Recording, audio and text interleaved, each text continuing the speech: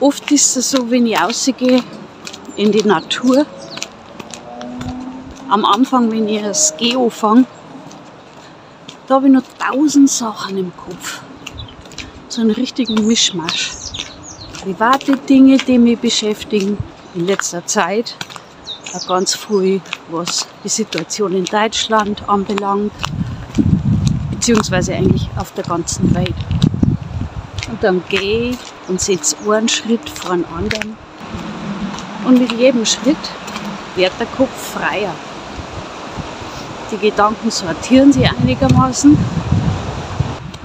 Manchmal komme ich sogar in einen Zustand, den ich eine Zeit gegangen bin, da wo ich einfach so gesehen an gar nicht mehr viel denke, außer daran, wie es riecht, was ich höre, also die Vögel, vielleicht den Fluss, und das ist wunderschön.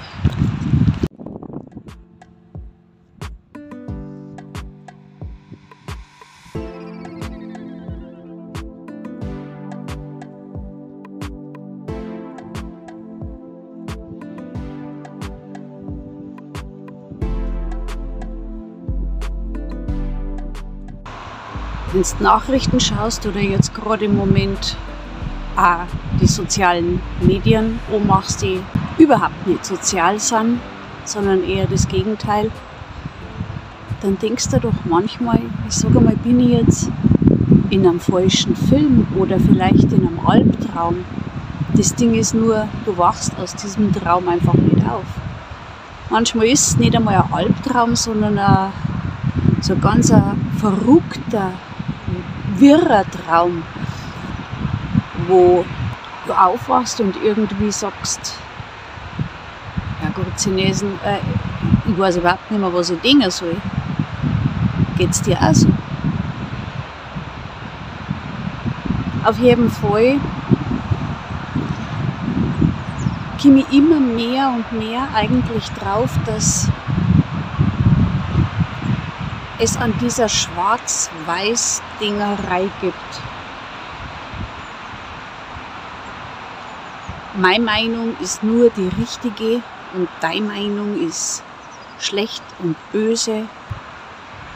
Dabei war vieles doch so einfach eigentlich. Warum kann man nicht die Dinge beim Namen nennen? Freilich gibt es Leute, die in unser Land kommen und das Sozialsystem ausnutzen. Das ist so, ja. Und es gibt auch viele andere, die das eben nicht tun, die sich was aufgebaut haben. Ich glaube, wir Deutschen neigen auch irgendwie zu dieser Übertreiberei. Wir können es nicht einfach einmal gut sein lassen und sagen, ja, es ist irgendwas da dazwischen.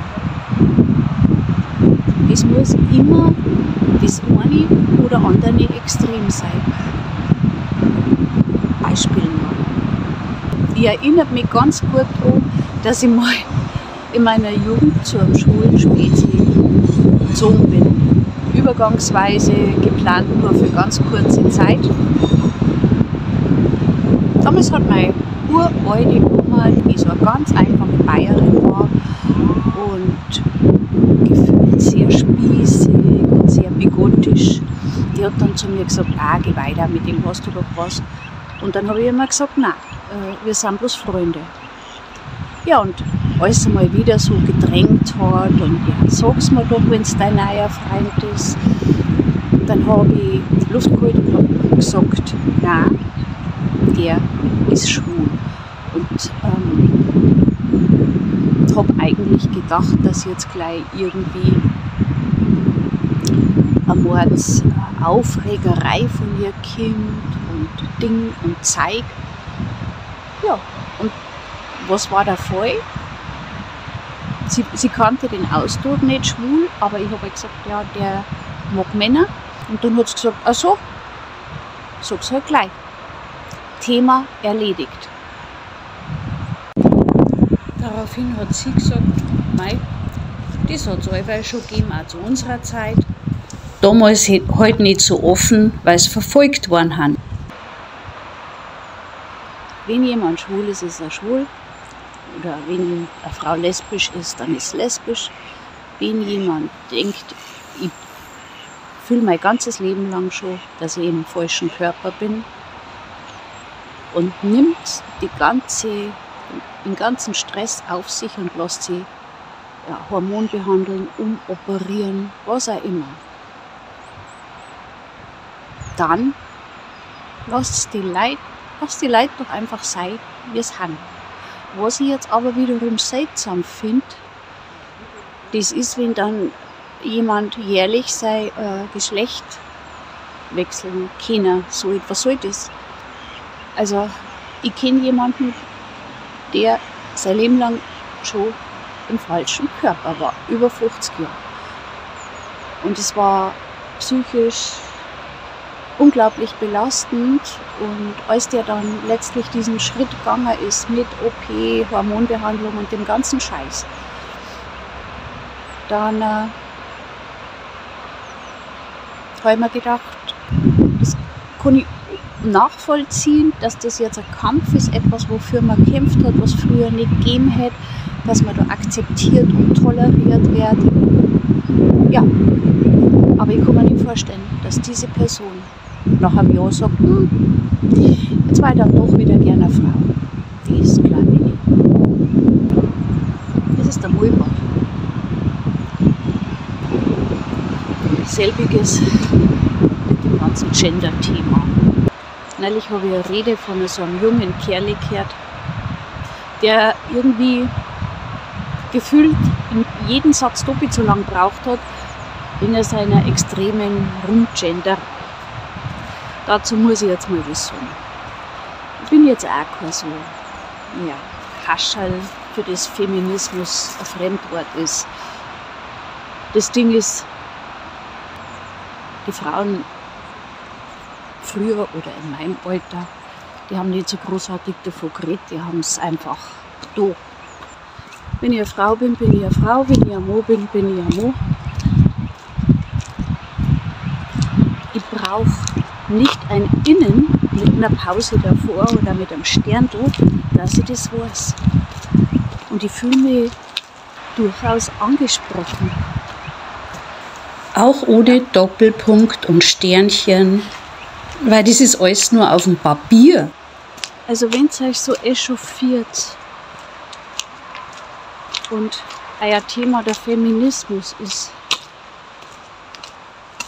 da gibt es andere Dinge, die ich bedenklich finde. Nicht, ob jetzt da ein Innen dran hängt, sondern vielleicht eher, wenn eine Mit-40erin ganz stolz im Internet erzählt, dass sie jetzt ihre 18-jährige Tochter zur Schönheits-OP begleitet und dass diese ja so unter ihrem etwas zu kleinen Busen gelitten hat oder was auch immer, anstatt dass sie sich mit ihrer Tochter hinsetzt oder ihr vielleicht schon während der Kindheit das Gefühl gegeben hat, du bist gut, wie du bist, dann hast du halt einen kleinen Busen. Niemand auf der Welt ist perfekt. Also irgendwie ist der Ansatz da falsch. Oder wenn jetzt Feminismus sei soll, dass jemand permanent so leicht bekleidet umeinander rennt. Nein, also zu meiner Zeit war es so, da war Feminismus zum sagen, nein, ich ziehe mich jetzt nicht aus. Weil ich ja nicht ein Stück Fleisch bin. Weißt du, was ich meine? Einmal ein bisschen einen gesunden Menschenverstand an den Tag legen. Jetzt bin ich an der Traum.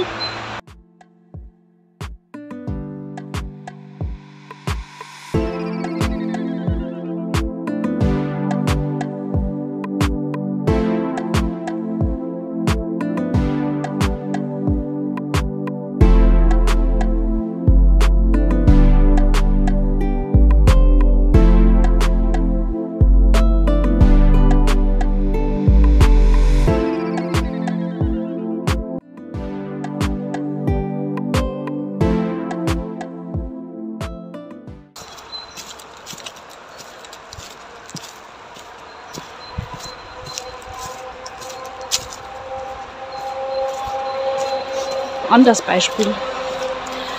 Heute hat eine Reporterin von ARD, glaube ich, war es, einen Dachdeckermeister interviewt. Und es ging unter anderem um die Frage, wie man das Handwerk attraktiver macht für junge Leute. Und dann hat sie als Argument angebracht, ja, also dass die Hierarchien heute recht streng sind und sehr starr und festgefahren, oft in Handwerksbetrieben. Und es besteht ja jetzt auch nicht so die Möglichkeit zum Homeoffice. Dieser Innungsmeister hat dann wirklich sehr argumentativ beherrscht reagiert. Nach meiner laienhaften Ansicht ist es doch so, dass wenn du auf dem Dach arbeitest und bist der Lehrling, der gerade angefangen hat, und der Gesell sagt da was und wird dabei vielleicht auch ein bisschen lauter, dann kann es ja eventuell auch daran liegen, dass der Berufserfahrung hat und nicht möchte, dass du runterfällst vom Dach. Und ich lehne mich jetzt einfach mal aus dem Fenster, obwohl ich in dem Thema kein Experte bin. Ich glaube, es wird in einem Dachdecker, Bäcker, Schreinerbetrieb, generell halt in die meisten Handwerksbetriebe wahnsinnig schwierig zum Sagen. Also ich möchte mindestens 2 Tage in der Woche Homeoffice, weil so ein Dach lässt sich jetzt ganz schlecht in die eigene Wohnung transportieren, um es da einzudecken. Etwas problematisch stellen wir heute auch vor, wenn der Bäckerlehrling sagt, ich kann aber erst um 9 Uhr, weil da müssen die Semmeln schon lang verkauft sein. Und es ist halt auch wieder so was, gesunder Menschenverstand. Als ich damals die Lehre gemacht habe, damals bei einem Rechtsanwalt, der unglaublicher Choleriker war und wirklich mit uns umgegangen ist, wie der letzte Arsch, der uns angeschrien hat für Dinge, für die wir nichts konnten. Mal ganz abgesehen davon, dass die Bezahlung unterirdisch war und so weiter und so fort. Als ich mich da dann daheim zu Recht beschwert habe, dass der einfach mit allen Angestellten ganz mies umgegangen ist, da habe ich diesen Spruch gehört, den wir alle gehört haben in unserer Jugend. Lehrjahre sind keine Herrenjahre. Damals war es vielleicht besser gewesen, man hätte ein bisschen Unterstützung gehabt, in der Form, dass man sagt, du pass auf, das und das, dass der einen Akt mit 1000 Blättern auf den Boden schmeißt, aus reiner Wut auf irgendwas, und du die dann hinknien musst und Blatt 1 bis Blatt 1000 wieder zusammensuchen, da hättest du sagen können, nein, das mache ich nicht. Ja, aber heutzutage ist es doch so, dass ja der Gesell oder der Meister schon überlegen muss, ob er schlicht und einfach ganz normale Arbeitsanweisungen geben darf. Oder ob sie dann die junge Dame oder der junge Herr gemobbt fühlen. Und das ist halt auch wieder sowas, wo ich sage, Gott, irgendwas in der Mitte drin. Einfach mal normal da. Dass du dir was sagen lassen musst von jemandem, der dir etwas beibringen soll, ist ja auch irgendwo klar. Dass du dir nicht wie den letzten Dreck behandeln darf und soll, ist auch klar. Anderes Beispiel: Kindererziehung. Ich wollte gern daheim bleiben. Ja, ich bin gern mit meinem Kind zusammen gewesen. Ich habe das nicht als Belastung oder als Karriereknick empfunden. Nein, es hat mir Spaß gemacht. Das ist ja auch schon was, was du eigentlich fast laut dir nicht mehr sagen traust. Und ich frage mich, warum. Warum muss ich Säuglinge schon ganztags in die Krippe da? Ja, und dann kommt immer das Argument mit finanziell geht es nicht anders, das ist ein Schmarrn. Man muss sich halt vielleicht auch nicht alles leisten können müssen. Klar, die Mieten sind hoch, aber es gibt ja die Möglichkeit, Wohngeld zu beantragen oder andere Leistungen. Manchmal kommt es mir so vor, als ob das einfach so ein bisschen vorgeschoben ist, damit man nicht die Verantwortung für die Erziehung der eigenen Kinder übernehmen muss. Ich sehe schon den Shitstorm. Aber was ist denn eigentlich verkehrt daran, eine enge Bindung zu seinem Kind aufzubauen? Und es ist doch wissenschaftlich erwiesen, dass die ersten 4 Jahre diese Bindung entsteht und ganz viele andere Sachen wie dieses Gefühl von Vertrauen und Sicherheit. Sicherlich gibt es auch Eltern, die das ihrem Kind nicht vermitteln können.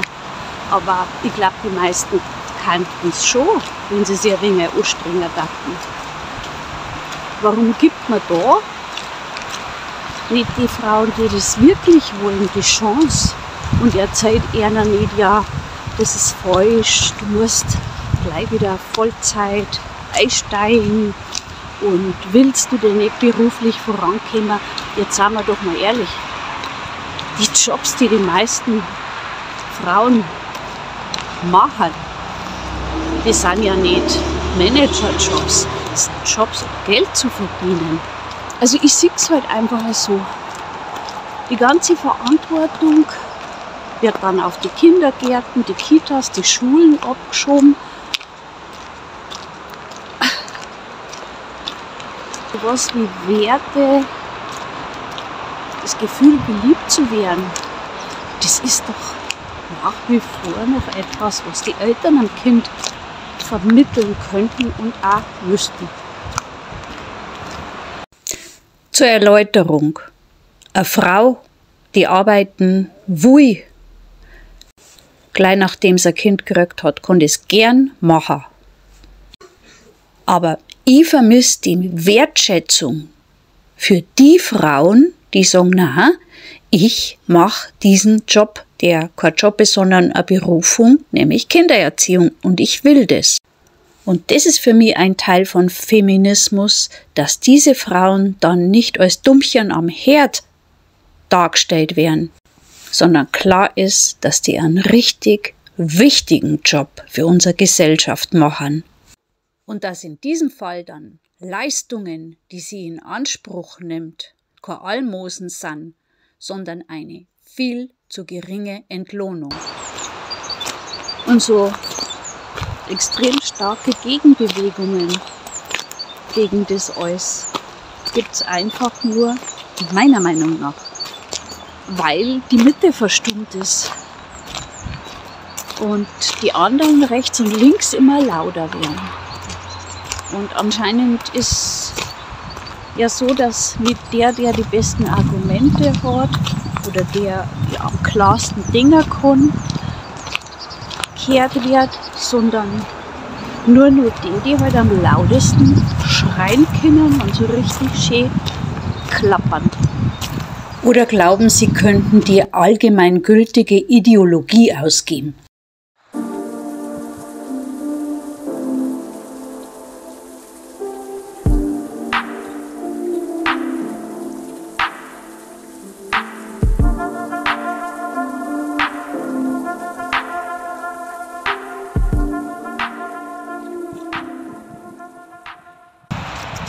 Im privaten Umfeld, zumindest bei einigermaßen reflektierten Menschen, ist es doch so, dass du dir von deinen Freunden Argumente anhörst, wenn ihr geteilter Meinung seid, und dass du durchaus einmal sagst, ja stimmt, du hast recht gehabt.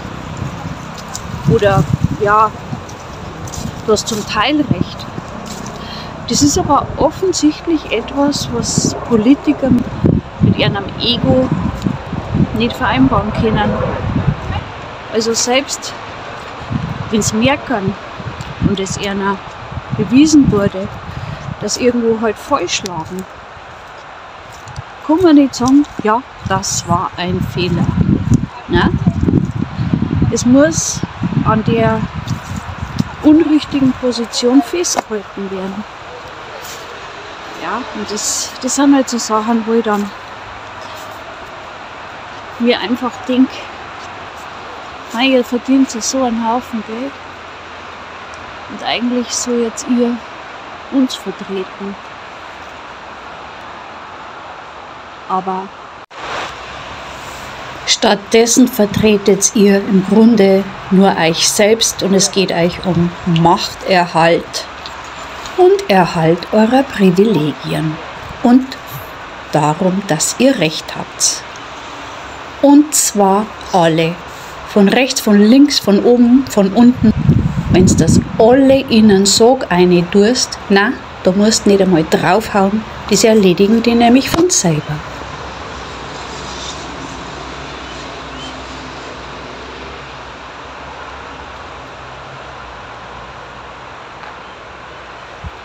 Jetzt habe ich aber schon viel gesammelt heute, gell?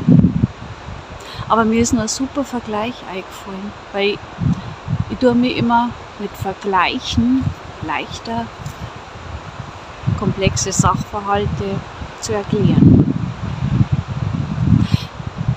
Politiker sind vergleichbar mit Lehrern. Wir alle kennen diese Lehrerin, die sie nicht durchsetzen konnte, oder Lehrer, einmal wieder beim Gendern, die sie so richtig viel gefallen haben lassen und es runtergeschluckt haben und dann eigentlich immer fieser und gemeiner werden und immer mehr Rachegedanken hegen und es dann irgendwann durch ungerechtfertigte Beurteilungen oder schlechte Noten ja, zum Ausdruck bringen. So kommt mir unsere Regierung vor. Und dann haben wir alle diesen einer coolen Lehrer gehabt, den halt jeder irgendwie cool gefunden hat, der lässig war, der trotzdem Autorität versprüht hat, der einen Stoff gut rüberbringen konnte, einmal einen Gag zugelassen hat, aber trotzdem darauf bestanden hat, dass die Schüler lernen, was auch für diesen Lehrer gern gemacht haben. Politiker würde ich mir wünschen, wie so ein Lehrer. Weil der hätte nämlich auch zugeben können, wenn ihm jemand argumentativ dargelegt hat, du bist jetzt gerade im Unrecht, dann hätte er gesagt, ja, stimmt, hast du recht, da muss ich mich korrigieren. Danke. Leider sind aber heutzutage alle Politiker eher wie die erste Lehrerin, rechthaberisch, unfähig und schnell beleidigt. Wenn dir mein Gelabere gefällt, dann gib mir gerne ein Like für mein Video. Und wenn es dich interessiert, was ich als nächstes mache, ich weiß selber noch nicht, dann bleib doch auf meinem Kanal und abonnieren. Ich sage nicht, dass ich die Weisheit mit Löffeln fressen habe, ganz, ganz bestimmt nicht. Aber du kannst ja bei mir sicher sein, dass ich durch niemanden, also durch keine politische Organisation, keine Partei oder sonst jemanden beeinflusst bin. Wenn ich was sage, dann sage ich es, weil ich das so denke. Lass dir gut gehen, genau, das ist immer schön, das ist immer gut. Ja, gute Zeit.